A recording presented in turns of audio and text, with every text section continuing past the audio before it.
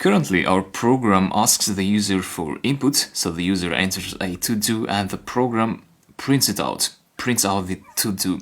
But that's not what we want. What we want is to let the user enter multiple to-dos in the command line. So how can we do that? Well, one way to do that is, of course, to have multiple input functions. So let's try to do that. Let's say text1, or better, let's name this to do one, right, is equal to that. And then to do 2 is equal to input again, user prompt, and let's ask for another to do 3 is equal to input, user prompt. And then what do we print out in here? Well, first let me remove this and execute the program as it is and see what will happen. So we get this message, enter a to-do, we enter clean the bag, meet Tom, throw the trash. So we were asked 3 times to enter to-dos, and each of these strings were stored in its corresponding variable.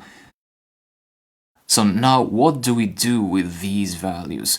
Well, we need a type in Python which allows us to store multiple items. So far you saw this type, a string, which is designed for text, and then we have another data type whose syntax is this one in here. So strings start with double quotes and they end with double quotes, and this thing here, which is called a list, a Python list, starts with opening square brackets and it ends with closing square brackets, and inside here you can enter the items. So to do 1, to do 2, to do 3, and then print out to-dos. Run, meet sen, throw trash, clean the bag. And then we get printed out the lists that we assigned in this variable. So to-dos is another variable. We have one variable here, 2, 3, 4, 5 variables in our code. Each variable is associated with its own value. A string here, this variable is associated with the output of the input function, which is again a string.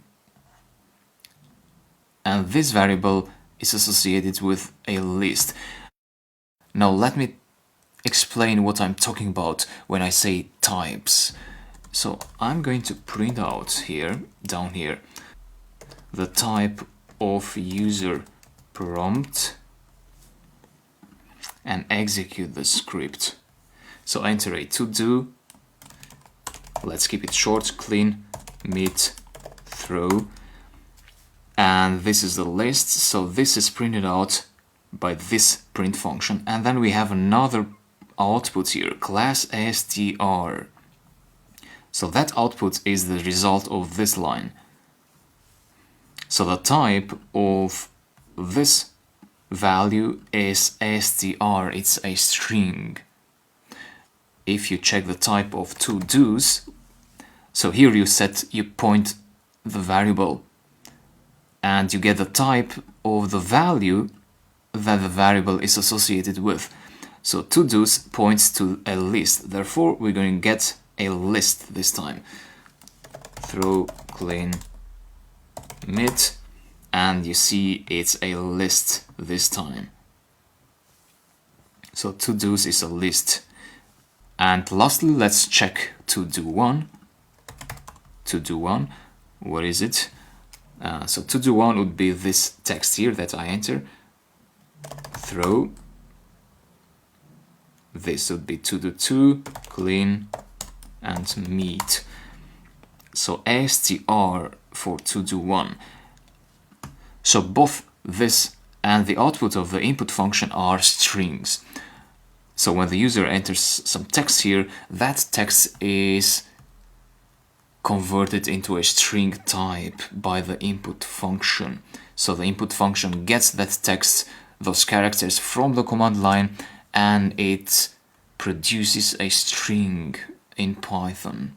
So we don't see that string in the Python script here, because you are not explicitly writing that strings as we do here. That string is implicitly created, and we only see that when we print it out somewhere in the command line.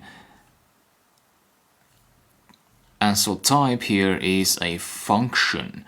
You see the syntax type, and it has these round parentheses, and inside we put an argument. So the argument can be anything. So in this case, it's the variable holding that string. The type function is designed to output. So every function outputs something. So this type function is designed to output the type of its argument, which was a string in this case. So to wrap it up in this video, what we did is we created multiple input functions and we stored each of the outputs in a Python list. So a list is needed to store multiple objects. So if you want, you can also add a literal string here and not only variables. So this is a string coming from that variable, but you can also say just hello here and you run it. Clean, throw, meet, and you see hello is also part of that list. Now, of course, the question is this sustainable? So having to write multiple functions for every to-do? Well, the answer is of course not. This is not sustainable. We don't know how many to-dos the user wants to enter. So we need to automate this process. We need to let the user decide how many to-dos they want to enter. And we don't want to write here 200 input functions. So of course there's a way to avoid that, and I'll talk to you about that in the next video. So thanks a lot and keep on learning. See you.